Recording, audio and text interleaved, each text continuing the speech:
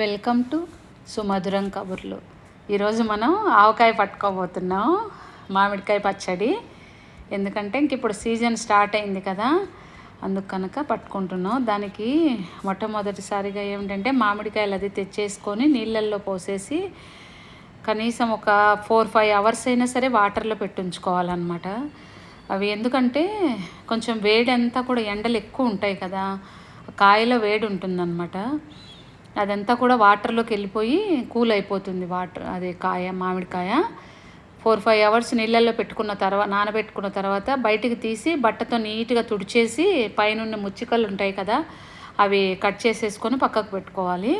ఇంకా దాంట్లోకి ఏమేమి వేస్తాము అంటే, మొట్టమొదటిసారిగా ఏమిటంటే ఆయిల్ కాసుకొని పెట్టుకోవాలి. నువ్వుల నూనె వేస్తాము. నేను 2 లీటర్ల ఆయిల్ పడుతుంది నాకు. 2 లీటర్ల ఆయిల్ తెచ్చేసి పొయ్యి మీద పెట్టేసి దాంట్లో ఆవాలు, జీరా, వెల్లుల్లిపాయలు అలా ఒలిసేసి వేసుకుంటాను. ఆ మూడేనండి, వెల్లుల్లిపాయలు, జీరా, ఆవాలు, మిరపకాయలు వేసి నూనె కాగిన తర్వాత పక్కకు పెట్టేసుకుంటా. ఆ నూనె ఎలా కాగాలి ఏమి అదంతా కూడా మన ఛానల్ ఇంతకుముందు అమ్మ పెట్టిన ఆవకాయలో చూపించాను నేను. ఒకసారి చూడండి, నూనె తెలుస్తుంది ఎప్పుడు కాగాలి అని చెప్పి. ఇంకా తర్వాత వెల్లుల్లిపాయలు, ఆవాలు, జీరా, నెక్స్ట్ వచ్చి మెంతులు, ఇవన్నీ కూడా ఆవాలు లైట్గా వేపించేసి పెట్టుకోవాలి, పొడి చేసుకోవాలి. జీరా కూడా మంచిగా వేయించుకోవాలి, దాన్ని కూడా పొడి చేసుకోవాలి. మెంతులు కూడా అంతే బాగా వేయించుకొని పొడి చేసుకోవాలి. వెల్లుల్లిపాయలేమో పొట్టు తీసుకోవాలి. ఇప్పుడు నేను తీసుకున్నటువంటి 9 కాయలకు వీటిని గద్దా మామిడికాయలు అంటారండి. ఈ మామిడికాయల రకం పేరు గద్దా మామిడికాయలు అంటారు వీటిని. ఇది కొంచెం టేస్ట్ డిఫరెంట్గా ఉంటుందన్నమాట. చాలా బాగా జ్యూసీగా అలా ఉంటుంది. ఇది నేను కడప నుంచి తెప్పించాను నేను. నాకేమో 2 లీటర్ల ఆయిల్ ఈ 9 కాయలకును ఒక 1.5 కిలో వెల్లుల్లిపాయలు తీసుకున్నాను నేను. ఒక 1/2 కిలో అంతేమో పొట్టు ఒలిసి పక్కకు పెట్టుకున్నాను. ఒక 1/2 కిలో అంతేమో కొంచెం కచ్చాపచ్చాగా దంచేసి పక్కకు పెట్టుకున్నాను.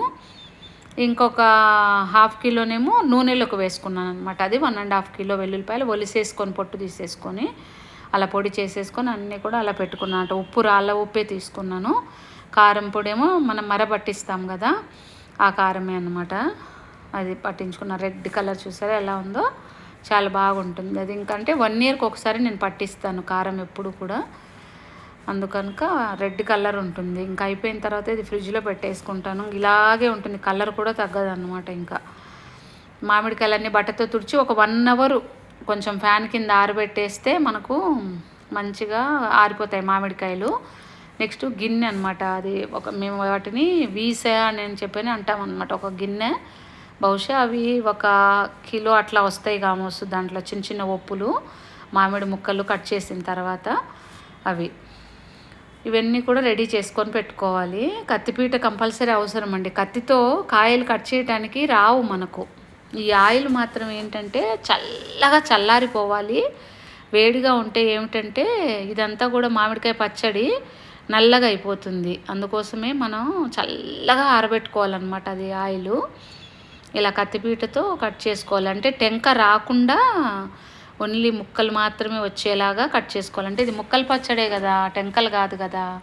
అందుకు కనుక కత్తితో అనుకోండి, అది కొంచెం మనకు బాగా అలవాటు ఉన్న వాళ్ళకైతే వస్తుంది, లేకపోతే జారిపోతూ ఉంటుంది కనుక నేనైతే కత్తిపీటే వాడతాను.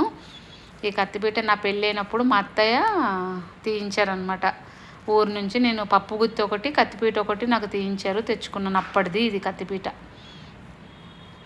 ఇలా ముక్కల కింద కట్ చేసేసుకొని ఫస్ట్ టెంకలు లేకుండా టెంకలన్నీ పక్కకు పెట్టేసుకొని, ఆ టెంకలకు చిన్న చిన్నగా కొంచెం మిగిలిపోతుంది అది. అదేమిటంటే అలా ఉన్నదంతా మొత్తం కండంతా కూడా తీసేసి మనం ఎండబెట్టేసుకున్నామంటే పప్పులో అలా వేసుకోవటానికి పనికొస్తుందండి. నా చిన్నతనంలో బాగా గుర్తు, మా అమ్మ ఎక్కువ పట్టేవాళ్ళు ఊర్లో పచ్చడి. అప్పుడు ఏం చేసేదంటే మా అమ్మ ఆ టెంకకు వచ్చిన కండంతా కూడా తీసుకొని అంత సైజు కట్ చేసుకోవాలండి. ఇది మన ఇష్టం, ముక్కలు ఎంత సైజు అన్నా కట్ చేసుకోవచ్చు. టెంకలన్నింటి పక్కకు పెట్టేసేసి దానికి వచ్చిన కండంతా కూడా బోల్డ్ అంతా, బహుశా ఒక 3 కిలోలు అట్లా వచ్చేది అనుకుంటాను, అలా ఎండబెట్టి పెట్టేదన్నమాట. ఇంకా ఈ సమ్మర్ అంతా కూడా చింతపండు వాడకుండా ప్రతి కూరలో కూడా మామిడి ముక్కలు 4 వేసేవాళ్ళు అనమాట. ఇంకా ఎంత టేస్ట్ అండి అసలు. చింత చిగురు ఈ మామిడికాయ వేసేవాళ్ళు కూరల్లో, చాలా టేస్ట్ అనిపించేది. ఇలా ముక్కలన్నీ కట్ చేసుకున్నాం కదా, ఈ గిన్నె అనమాట, ఇది గిన్నె మేము వీసా అంటాం దీన్ని. ఆ గిన్నె నిండా ఒప్పులు తీసేసుకొని ముక్కలు, దానికి అరపావు అంటాము, అరపావుతో 2 అరపావులు ఉప్పు, అంటే ఫుల్ పై వరకు కాకుండా ఇలా కొంచెం ఇలా చూపించాను చూడండి, అలాగా, అదిగో అలాగా అంత ఉప్పు అలా ఉండేలాగా. అది దాంతో 2 ఒక గిన్నె ముక్కలకి 2 అరపావులు ఉప్పు, 1 అరపావు ఏమన్నా కారం కూడా అంతేనండి, నిండుగా ఏం పోసే పని లేదు. అంటే ఈ మిర్చి బాగా కారం ఉన్నాయి కదా నాకు, అందుకోసమని. ఇది కూడా అలాగే సేమ్, ఇప్పుడు ఎలాగైతే సాల్ట్ అయితే ఎలా అయితే తీసుకున్నాను నిండుగా కాకుండా అలాగ ఒకటి. ఇప్పుడు ఒక గిన్నె ముక్కలకి 2 అరపావులు ఉప్పు, 1 అరపావు కారం, 1 అరపావు ఏమన్నా ఆవు పిండి, ఒక 3 స్పూన్లు అట్లా మెంతి పిండి, జీరా పౌడర్ ఏమన్నా అరపావుతో ఒక పావు కప్ అనమాట, అంటే అరపావులో పావు వంతు అది వేయాలి. నెక్స్ట్ వెల్లుల్లిపాయ కొంచెం కచ్చా పచ్చగా దంచుకుని ఉంటాం కదా, అంత ఒక గుప్పెడంతా, ఒక పిరికాడు అట్లా తీసేసుకొని వేసుకోవాలి. అవి ఒలిసి పెట్టుకున్నాం కదండి మనం వెల్లుల్లిపాయలు, అవి కూడా కొన్ని వేయాలి. అంటే ఎన్ని ముక్కలు అవుతే అన్నిట్లో కూడా అన్ని సమంగా ఉండేలాగా కలిపితే మనం అన్నిటికీ మనకు తెలుస్తుంది. ఎక్కువ తక్కువ కలుపుకుంటే ఏమవుతుందంటే ఒక దాంట్లో తక్కువ ఒక దాంట్లో ఎక్కువ అట్లా వేసుకుంటే మళ్ళీ సరిగ్గా ఉప్పు తక్కువ కారం ఎక్కువ అలా అవుతుంది. అందుకు కొలత ప్రకారం మనం అలా ఒక గిన్నెకి ఇన్ని అట్లా వేసుకున్నాం అనుకోండి, అప్పుడు మనకి ఈజీగా ఉంటుంది, టేస్ట్ అంతా సమంగా కలుస్తుంది. అన్నీ ఒకటే గిన్నెలో వేసేసి పెద్ద గిన్నెలో అన్ని ముక్కలు మనకి ఎన్ని అయితే అయ్యాయో, ఎన్ని గిన్నెలు అవుతాయి అని, నాకైతే ఆ గిన్నెతో 3 గిన్నెలు అయ్యాయి. ఇప్పుడు ఆ 10 కాయలకును 9 కాయలు, 9 వచ్చాయిలే, 9 కాయలు వచ్చాయి. దానికి 3 గిన్నెలు అయ్యాయి. 3 గిన్నెలకు ఈ నేను పెట్టుకున్నటువంటివన్నీ కూడా సరిగ్గా సరిపోయాయి.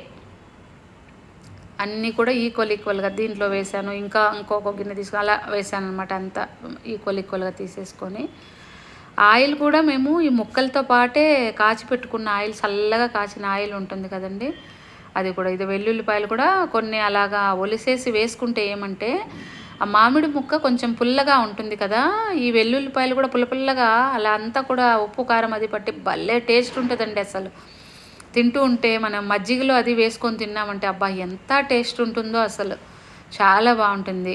చిన్నప్పుడైతే వేడి అన్నంలో కల్పించుకొని మా అమ్మ చేత ఇంకొంచెం పెట్టమ్మా, అది ఇంకా కొంచెం పెట్టమ్మా అని తినేదాన్ని. అంత ఇష్టంగా, బాగా ఇష్టం అన్నమాట. సాయంత్రం పర్టికులర్గా సాయంత్రం కొంచెం బయట కూర్చొని తినేవాళ్ళం అనమాట. వేడి అన్నం చేసుకున్న తర్వాత చాలా బాగా అనిపించేది నాకు. ఇప్పుడు కూడా వాటర్ వస్తుంది అదని గుర్తుకు తెచ్చుకుంటూ ఉంటే, అంత బాగుంటుంది. అలా అన్నీ ఒకసారి వేసేసి మంచిగా ఒక గిన్నెలో వేసి మిక్స్ చేసేసుకొని మనం ఇంకొక పెద్ద పాత్రలో వేసేసుకోవాలి. ఇవన్నీ కూడా ముక్కలు ఎన్ని అవుతాయో అన్నీ కూడా వేసేసి ఒక 1 డే అలాగే ఉంచేయాలండి. ఇంకా 1 డే అలాగే ఉంచితే నెక్స్ట్ 3rd డే, 3వ రోజు ఏం చేయాలంటే మళ్ళీ అంతా ఒకసారి మంచిగా ఇలా గరిటెతో కలబెట్టేసుకొని మనం అప్పుడు ఇంకా వేసేసుకొని మనం తినడానికి రెడీ అనమాట. ఇది ఇంక ఇప్పటి నుంచే తినేసేయచ్చు, ఇబ్బంది ఏం లేదు, టేస్ట్ బాగుంటుంది. ఇంకా అన్నీ అందులో మనం వేసాం కదా, ఇంకేమీ తేడా ఏమి ఉండదు. పచ్చిగా ఉండటం,